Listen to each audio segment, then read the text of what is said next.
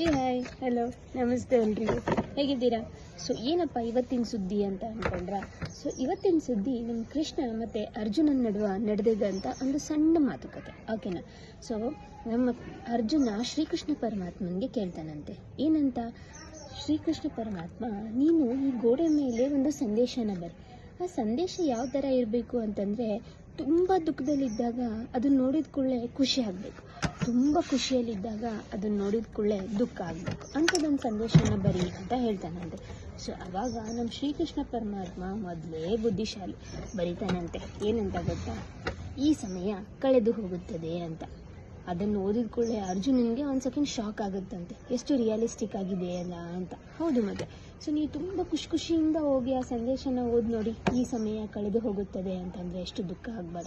ಅದೇ ಎಷ್ಟು ದುಃಖದಲ್ಲಿರಬೇಕಾದ್ರೆ ಆ ಸಂದೇಶನ ಓದಿ ನೋಡಿ, ಈ ಸಮಯ ಕಳೆದು ಹೋಗುತ್ತದೆ ಅಂದಾಗ ಎಷ್ಟು ಖುಷಿ ಆಗುತ್ತೆ ಅಲ್ವಾ? ನಿಮ್ಗೇನು ಅನಿಸುತ್ತೆ?